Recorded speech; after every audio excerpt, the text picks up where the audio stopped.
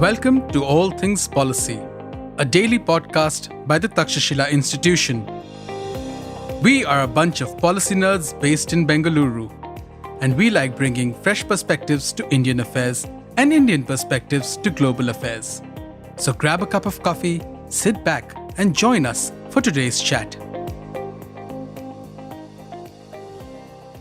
Hi everyone, welcome to this episode of All Things Policy. I'm Anusri Suresh, Geoeconomics Researcher at the Takshashila Institution.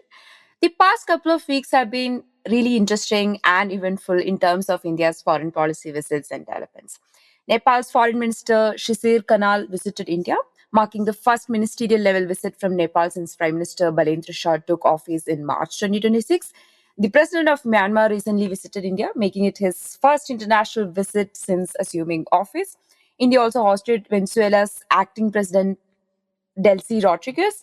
UK Foreign Secretary Cooper visited India early this month. And now Prime Minister Narendra Modi embarked on a 6-day visit to France and Slovakia, I think from June 13th. And he's also currently attending the G7 summit. So a lot of interesting things are happening in terms of India's foreign policy visits and developments. Today, my colleague Vanshika Saraf, a research analyst at the Takshashila Institution, who has been closely following the foreign policy developments, is with us to discuss these developments in details and what role it plays in terms of India's strategy, India's foreign policy, all those things. Hi, Vanshika. Welcome to this episode. Let's start with Burmese president's visit to India.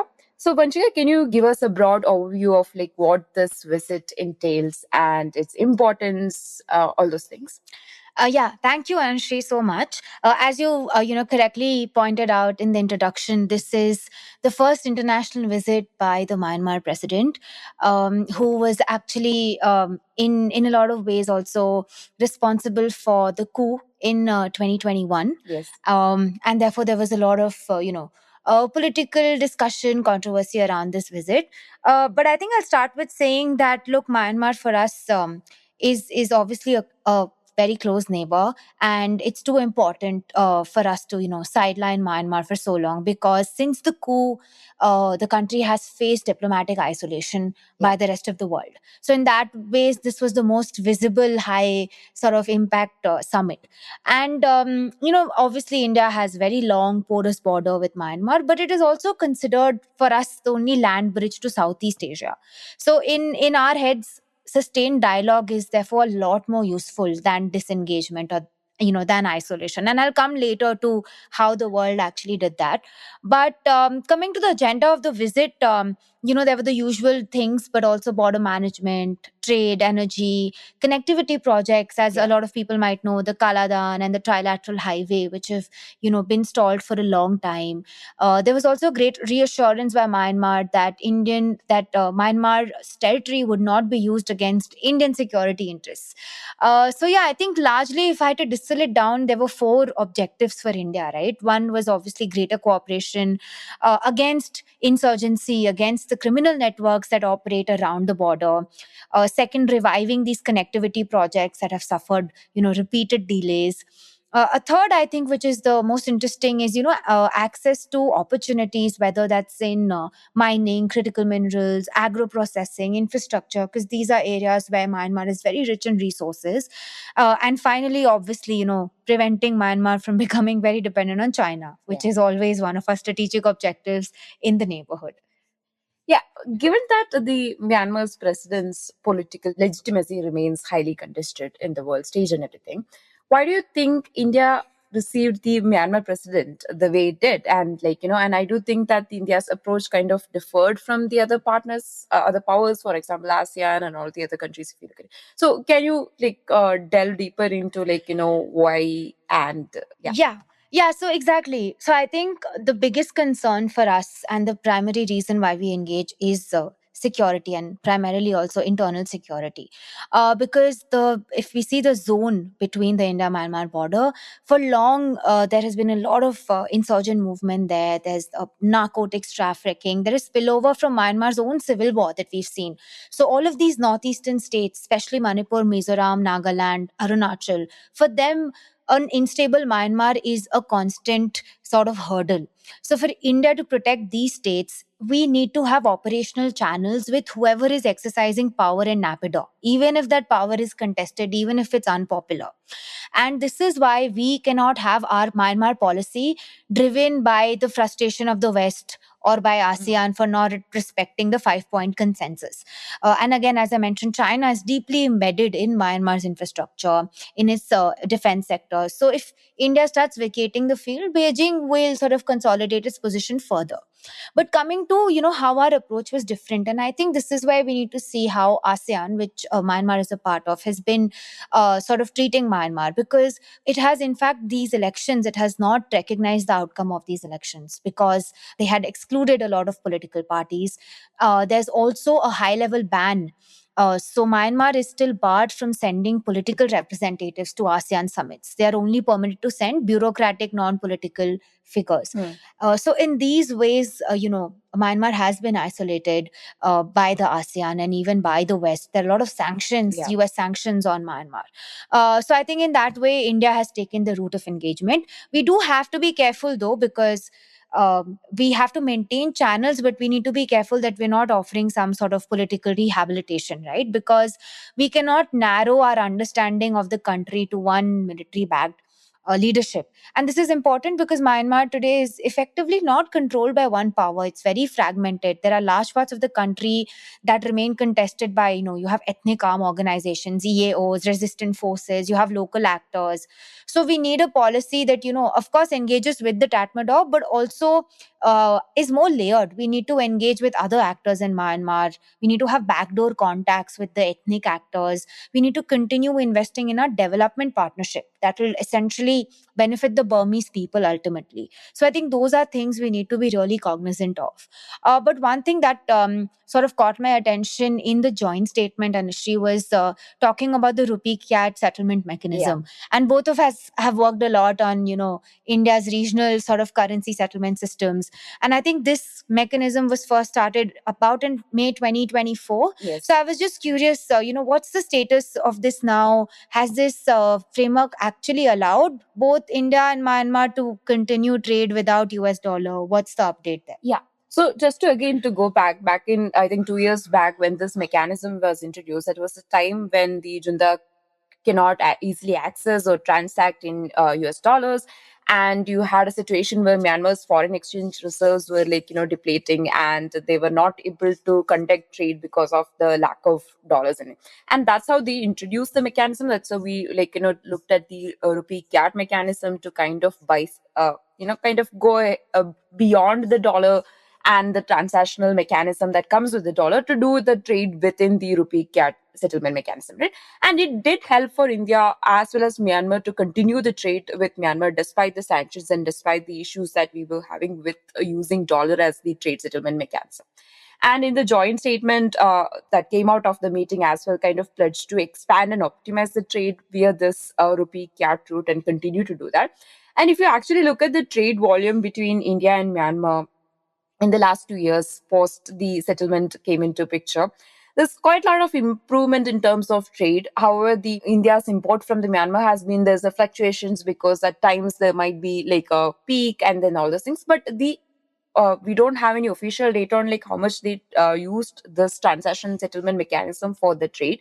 However, there are a lot of reports suggesting that we used this mechanism for a lot of trade, and that's one reason our export and import with Myanmar kind of improved in the last 2 years. However, I feel like to take a less optimistic view here, like there's still key four roadblocks for the Myanmar-India corridor, the trade settlement corridor to work, right? One, the infrastructure deficits between the two countries. Despite us having a porous border and everything, there's a lot of issues with infrastructure deficit that connecting these two countries together. So that continues to affect our trade volume, and that will have a continued impact on the using rupee as a regional trade settlement mechanism. And again, while we have a lot of trade improved, again the larger volume of trade is still very limited. So that also has a lot of impact on how we look at the settlement mechanism as a much more advanced in that sense. And again, there's a lot of difficulty when it comes to formalizing the existing trade practices, because a lot of trade that happens between India and Myanmar comes through the informal channels and the border trade and all those things. That doesn't kind of come under the picture of the rupee kyat trade settlement mechanism. And again, if you look at the complex strategic geopolitical dimensions, including the political instability and all those things, kind of affect how we look at it when it in terms of trade and the trade settlement mechanism, right? And again, right now the imports from Myanmar is like, if it's slightly higher, like achieving that balanced trade is very crucial for the success of the rupee trade initiative, in the sense that if Myanmar, for example, accumulates a significant surplus of India's currency, rupee, it may encounter difficulties in utilizing these funds effectively. They will have a surplus of this amount in their bank and they're not unable to do anything with that amount, potentially resulting in friction or imbalances within the system. And that's something we have to look out for, like how that rupee surplus can be dealt with, or if it's the other way, kyat, how can we deal with. So while it allowed the trade to continue for the last 2 years and hopefully more, there is a lot of friction that comes with it. Until and unless we improve the trade volumes with the country, that's not gonna go away, right? Yeah. Now moving to India's next neighbor, Nepal. Nepal's new foreign minister chose India for his first official foreign visit and then also traveled to China. So let's dive a bit deeper into this and why this meeting is really important for India. What was the agenda, the discussions? Yeah, so as you mentioned, right, this is the first ministerial level visit that we had from Nepal. Nepal has a new government since March under Balendra Shah. And this was the Rashtriya Swatantrata Party, which Hmm. has won. They won about 182 of 275 seats. But this is a big sort of generational political change in Nepal that we've seen. And in fact, a few months ago, PM Modi also met RSP chairman, Yeah. and described Nepal as sort of a priority partner under India's neighborhood first policy. So we have been trying to engage with the new Nepali leadership early, before like irritants start accumulating, because that was bound to happen between two neighbors. So yeah, I think overall in the agenda, as usual, cooperation, connectivity, people to people links, digital sectors, these were all included. But what I found interesting was that um, Jaishankar, our external affairs minister, said that, look, this is an opportunity to decisively shift the trajectory Hmm. of the bilateral engagement. And from the other end, FM Kanal also said that, look, we don't want to carry any old baggage and we want a new relationship. So there was a lot of optimism, if I can say. But yeah, there are two reasons why this, visit I think is important. First, for New Delhi, it gives a chance to engage with a very new generation of politicians, because we've seen, Nepal has always been dominated by these old party politics. So it sort of gives India the opportunity to ensure that Nepal doesn't inherit an anti India political template. And second, obviously, I think it gives the opportunity to strengthen the economic pillar of the relationship. Yeah. So for example, energy was discussed. Nepal wants to move away from short term seasonal power arrangements for a more predictable cross border energy market. There was also discussion on digital public infrastructure, right? There are discussions between, I think, India's NPCI, National Payment Corporation of India, and Nepal's National Clearing House on, cross-border digital payments. And this will help, remittances. It will help small value transactions across the border. Because as much as our relationship is state to state, there is a daily movement of workers, of traders, of pilgrims, students, families across India, Nepal. So these things also, really matter for the people to people connection. So I think, yeah, this economic sort of pillar of the relationship is important to strengthen. Then what happens is the relationship becomes less hostage to political controversies if you have a strong sort of economic foundation. So I think overall, it was a good visit. But yeah, now he's in China. Yeah. So on that note, like the China visit is also very important. Right? Immediately after visiting India, Yeah. then the China visit, and that kind of reveal something about the China-Nepal relationship as well, right? So yeah. Yeah, I think it's interesting, right? Such a close sequencing. You come to India, the next week you go to Nepal. And I think obviously it shows that it does not want either of them to think that it has an exclusive relationship. right?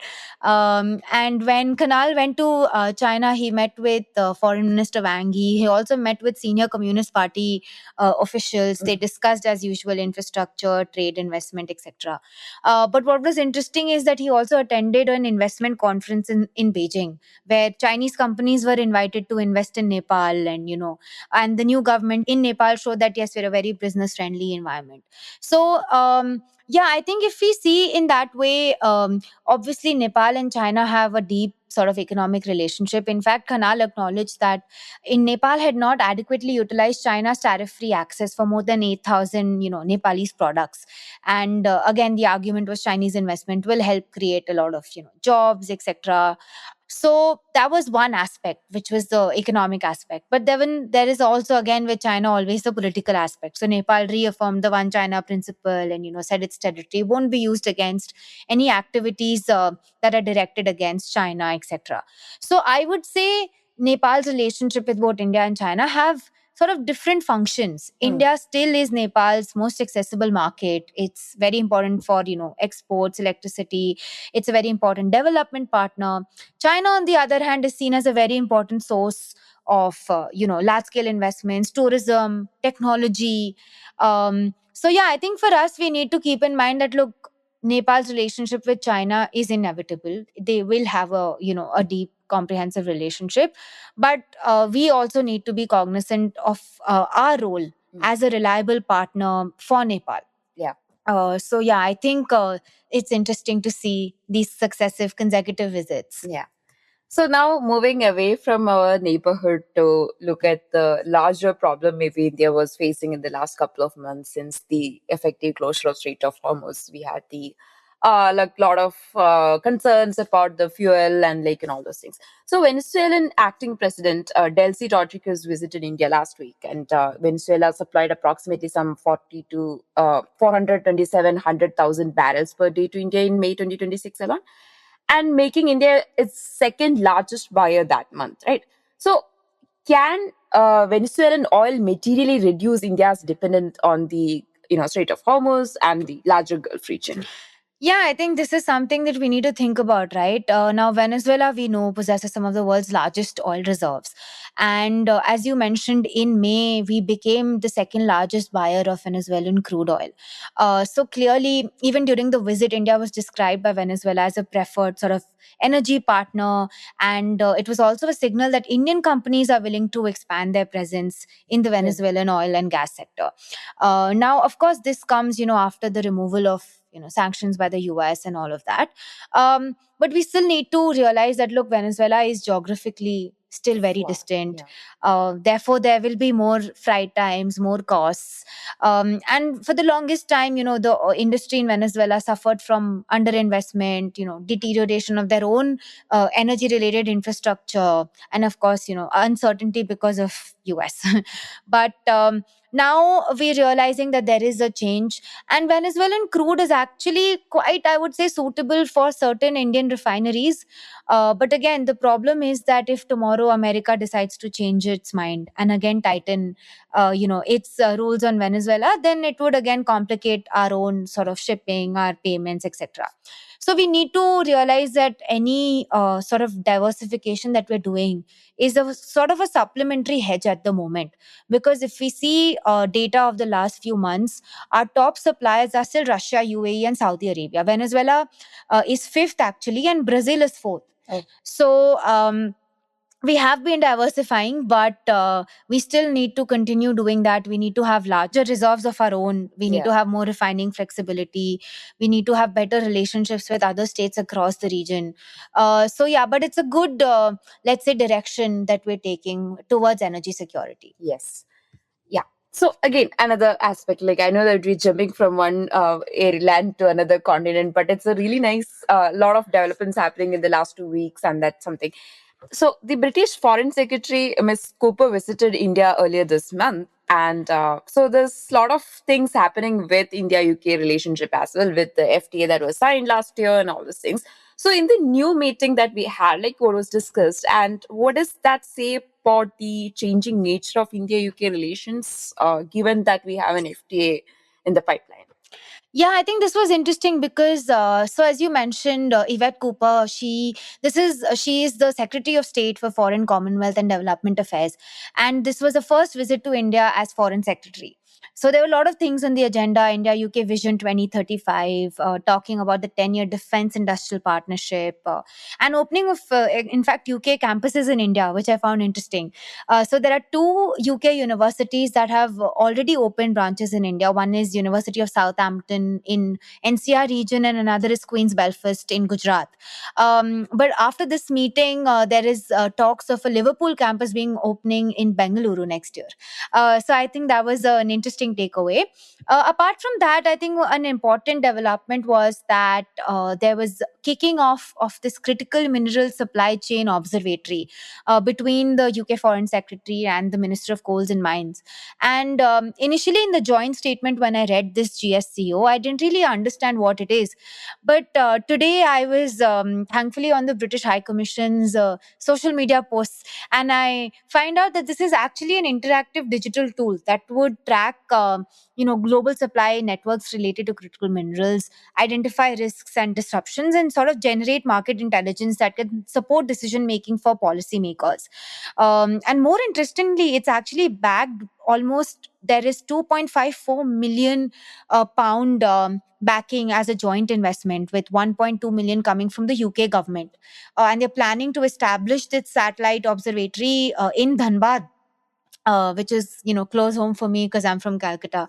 So I think it was quite interesting to see that on at least technology security, both UK and India have been, taking steps. And this, I think, sits within the Critical Minerals Guild, which was announced last year when PM Modi met PM Starmer. But, just on the FTA, Anshri, since we discussed about it, it's been about a year now. Any recent updates there Yeah. that you think we Yeah, need to know? just to play again the devil's advocate, I think I had to take the pessimistic view again. So we signed the FTA last year. It's been almost 1 year. So right now it's actually on the stages of kind of clearing the final legal hurdles required for it to enter into force. And the treaty text was officially presented in the UK Parliament, and both nations are currently wrapping up the domestic ratification process required to make the deal legally active, right? However, despite finalizing this deal, certain challenges kind of now have come up, and that's kind of delaying the entire process and its ratification process. So, I think in March this year, the UK government announced a new steel trade measure, which is expected to take effect from 1st July 2026.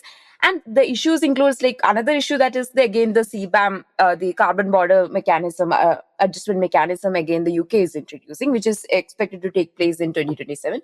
What these both kind of measures is like that it kind of limits India's export opportunities despite the FTAs, and these 2 points are kind of sticking out as as issues to an already finalized deal.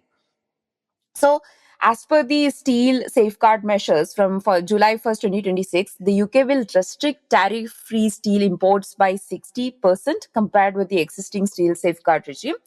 That means imports above the quota will attract a 50% tariff, and it will be followed by the UK's carbon border adjustment mechanism again, CBAM, that is again going to come into effect in January 2027. That will have a lot of effect on our steel, aluminium, all those which has a carbon footprint. So this, especially the steel measures thing, since it's gonna come into effect in July itself. There's a lot of like back and forth happening right now, and government officials, there were some reports that they probably want to renegotiate the tariff that we kind of adjusted for the Scotch whiskey. We want to curb it so that now kind of a retaliatory action against the steel measures, because Indian interest and Indian export opportunities will be hurt. So now, although we have finalized the text, there will be a lot of back and forth will be happening in the next couple of weeks and probably couple of months before we finalize the text because of these issues. And I think that's also a world that we kind of live, right? Like, despite the FTAs, there might be a lot of these trade measures that we have to kind of actively negotiate and see, what would be the end product. Right. Yeah. Now, again, like to the most recent one, as we're recording this podcast, Modi's on a 6-day visit to France and Slovakia, and there's also G7 happening. So before we move to G7, can you tell me more about, why is France one of India's most important European partners, given that now the PM Modi is visiting France? Yeah. So yeah, France, I think, has always been one of our most important partners because it's so unique, right? It's got some of the best abilities of the world that you could find in a major power. It is a nuclear power. It has very advanced defense manufacturing. It is a permanent UN Security Council member, and it also has independent Indo-Pacific presence. And I think broadly also, France shares India's sort of preference for strategic autonomy. That is, they do not fully, align with, other major powers, and they're okay with that. So if we see, this agenda this time also, there were discussions on AI governance as a joint working group, on aeronautical skilling, digital science collaboration, health data cooperation. So in a bunch of areas that India and France work as. I think the most successful has been, obviously defense platforms between India and France, where we've seen the most success. Technology partnerships, I would say, have been more difficult in terms of, because they require more IP arrangements, intellectual property arrangements. You need more private sector investment. You need some level of regulatory, compatibility, understanding, and also sort of sustained research funding. So I would say on the tech bit, there is still a long way to go compared to our, level of cooperation when it comes to defense. Yeah, so PM Modi also visited Slovakia, right? Why should India invest diplomatic capital in a relatively small European country such as Slovakia? Like, in the sense, I mean, all partners are quite important, but in the sense, this is first of a kind visit, if I'm not wrong, and that shows some kind of strategic engagement. Yeah, yeah. So as you said, since Slovakia became independent, I think in 1993, this is the first visit by an Indian prime minister, and it was elevated to a comprehensive partnership.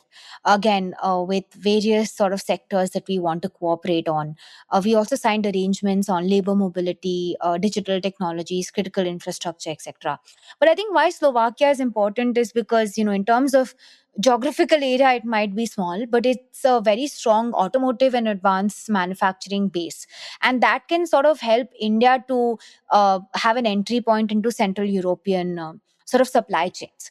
So I think in that way, both these visits have, very different approaches, because one is a relatively well established partnership, the other is relatively new, but they both have been quite successful. Yeah. Also, Anshika, G7 is also happening, and as you're recording, I think the discussions are happening right now. So, could you please tell me your views on, the larger role of the G7, given that WTO is basically in a, it's absent. There's a void Yeah. that it's creating, and how do you look at the India's presence at the G7 right now? Yeah, so I think most of the criticism always is, look, India is not even a member of the G7. Yeah. What the hell are we doing here? But it's important. We've been invited to G7 for a few years now, and we have been invited at least to participate in select sessions as a partner country, which is extremely important.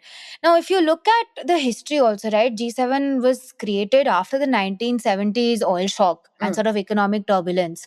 So its entire raison d'etre is to coordinate economic policy to manage global crisis. Now, whether it has done that or not is a separate question, but it still is an important platform, therefore, for India to go and voice our own concerns. And I think why it is even more important is because recently we saw last week that there were civilian casualties. There were some Indians that were attacked. In a direct US attack on ships off the coast of Oman, right? Mm. So I think here, the Strait of Hormuz question became even more urgent for India, because earlier, the point was, oh, we need to sort of have a permanent, safe and toll-free freedom of navigation through the Strait of Hormuz, which was high on the agenda for G7. But now this incident off the coast of Oman also shows that even vessels that have already crossed the strait or are avoiding that choke point, even they are vulnerable, right?